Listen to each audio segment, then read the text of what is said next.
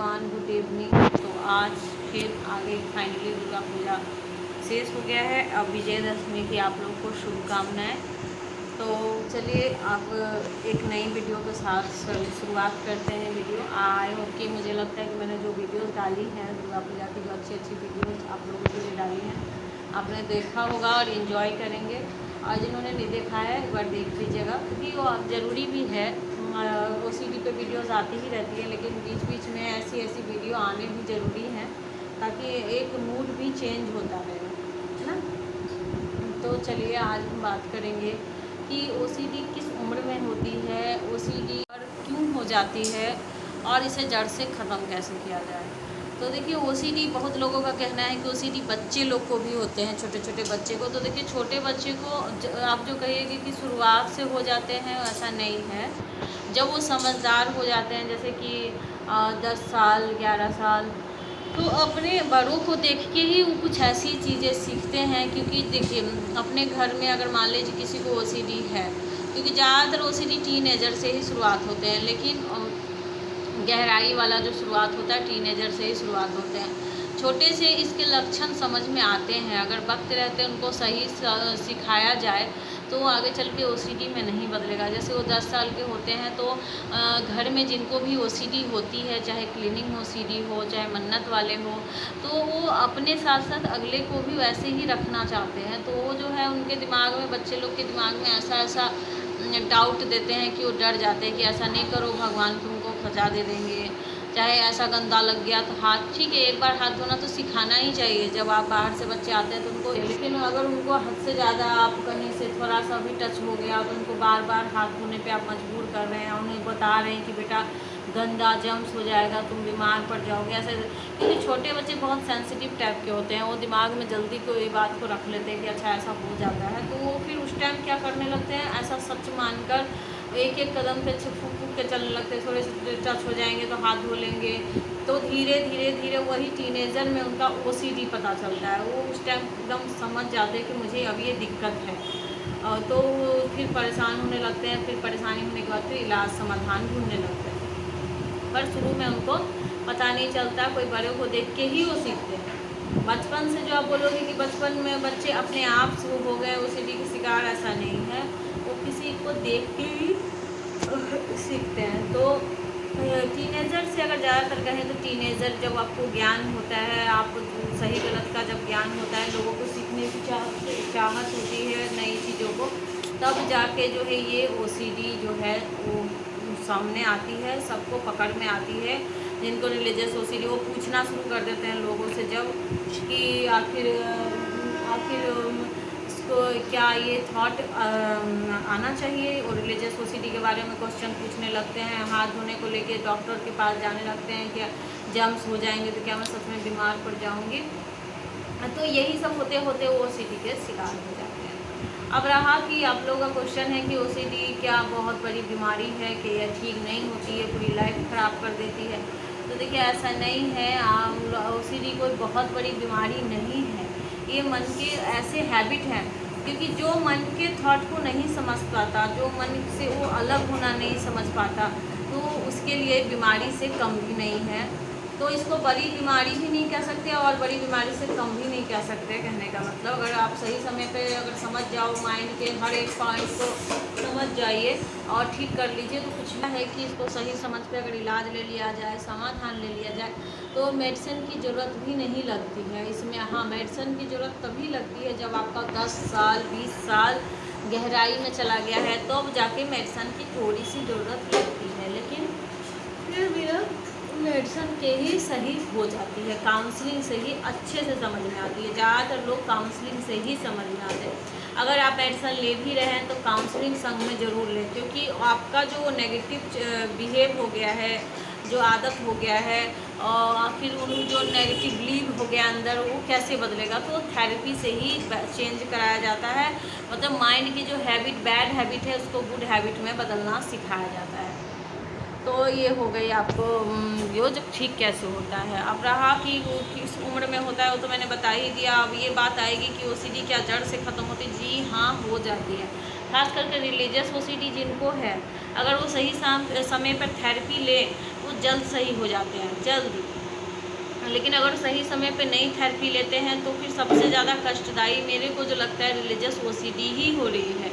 Cleaning OCD, अभी जैसे मैंने एक दिन फेसबुक पे देखा था, एक लेडीज़ कर रही थी क्लीनिंग ओसीडी के बारे में जो है सो बिहेव बता रही थी लोगों को, जो हाँ कि आपकी अगर ऐसी आदत है तो इस आदत को क्या कहते हैं। जैसे वो बार बार हाथ किसी चीज़ को टच कर ले रही थी और हाथ धो ले रही थी, टच कर ले रही थी, हाथ धो। तो मैंने फिर कमेंट देखा तो कमेंट में बहुत सारे लोग हाँ मेरे को भी ये आदत है, मेरे को भी आदत है, पर इस आदत में मज़ा भी आता है। मतलब कई लोगों को हाथ धोने में मज़ा भी आ रहा है, उनको बार बार ऐसा लगता है कि मैं बहुत स्वच्छ हूँ, बहुत अच्छी हूँ, हाथ धोने में मज़ा आता है। तो कुछ लोग जो हैं वो परेशान हो जाते हैं। तो क्लीनिंग ओसीडी में दो तरह के होते हैं। किसी किसी को भाई ठीक होना नहीं अच्छा लगता, वो सोचते हैं मैं जो हूँ सही हूँ, उनको लगता है मैं भले मेरे हाथ ख़राब हो जाए लेकिन मैं ऐसी सफाई रहना चाहूँगी। मतलब वो माइंड के थॉट को नहीं इनकार कर रहे हैं। लेकिन कुछ लोग होते हैं कि वो मान रहे हैं कि हाँ प्रॉब्लम है, ये चीज़ हद से ज़्यादा होना ठीक नहीं होता है, कोई चीज़ लिमिट में ही सही होती है।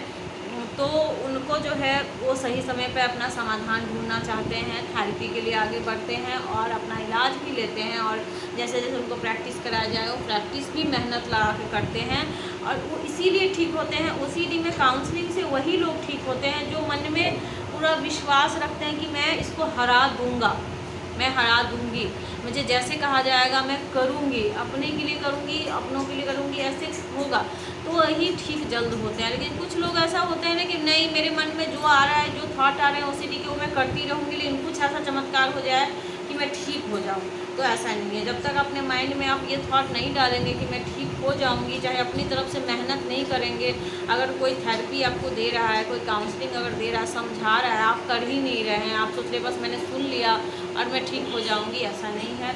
देखिए मेहनत तो थोड़ी करनी पड़ेगी, क्योंकि थॉट को अंदर लाने में भी तो मेहनत लगी ही लगी है आपको, तो उसको जाने के लिए भी थोड़ा सा टाइम लगेगा। अगर सही समय पे आपने थोड़ी सी प्रैक्टिस कर ली तो ज़्यादा समय नहीं लगता है, वो अपने आप जो है माइंड सेट हो जाता है। आप माइंड से दूर रहने का प्रैक्टिस सीख लेते हो। जैसे होता है ना, माइंड में कोई भी थॉट आया उसको पिन मारना, ये मेरे थॉट हैं, ये माइंड जैसे आपसे कुछ भी नेगेटिविटी करवा ले रहा है, अपनी बात मनवा ले रहा है, तो आप चाह के भी उसे ना नहीं कह पा रहे हो, ना कह रहे हो तो आपको एंजाइटी दे रहा है बहुत ज़्यादा।